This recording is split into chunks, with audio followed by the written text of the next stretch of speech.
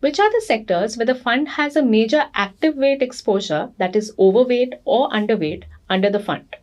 Yeah, the key sectors where the fund has an active weight or an overweight positions are banking and financial services, healthcare, metals and IT, automobile, and oil and gas.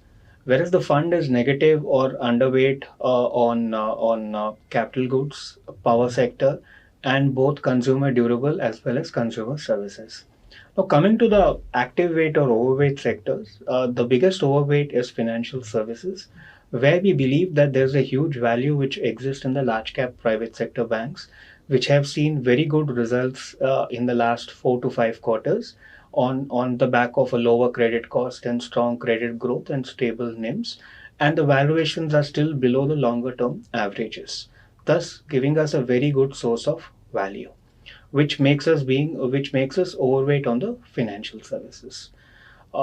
Coming to the automobiles, we've been positive on the sector for more than 8 9 quarters now because we did see the growth coming back, as the growth across the sector is still marginally below the pre-COVID levels.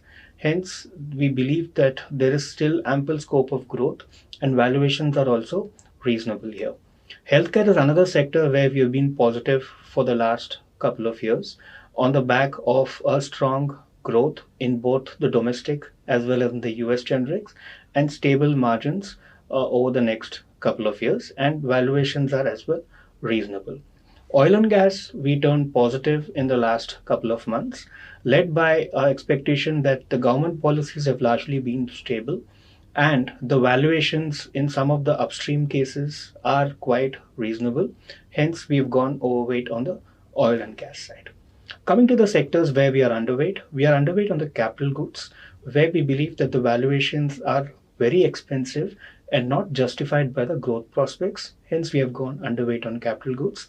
The second is the consumer, both durables as well as services, where we believe that valuations are still quite high across the board. And the last is power, where we believe valuations are very high on the back of a very strong run up in the last couple of quarters, and they are trading at more than one time above standard deviation over the longer run.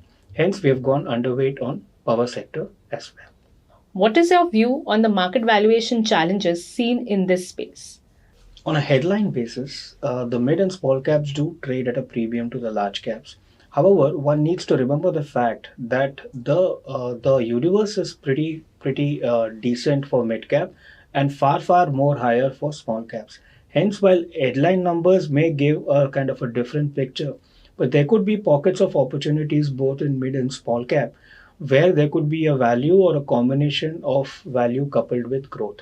Our focus is, especially on the mid and small cap, is to identify companies which have both growth and value characteristics embedded in them. And we believe, especially in case of small caps, since some of these stocks are less researched by the market, they could be very good sources of both a growth oriented as well as a value oriented being available at a reasonable valuation. Since the focus of our mid and small cap is to identify growth opportunities at reasonable valuations.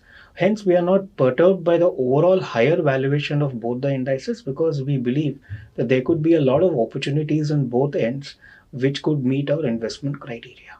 What are the major changes made to the portfolio holdings in the recent period?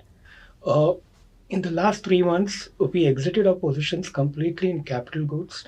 As I said, we found the valuations to be too expensive, so we have completely exited our positions in capital goods. We have added exposures in oil and gas in the last 3 months, making it an overweight, largely on account of the fact that the government policies have been fairly stable.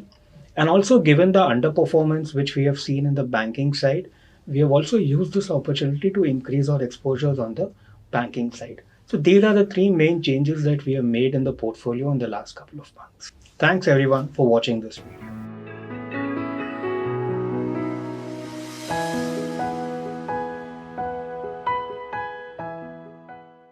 Mutual fund investments are subject to market risks. Read all scheme-related documents carefully.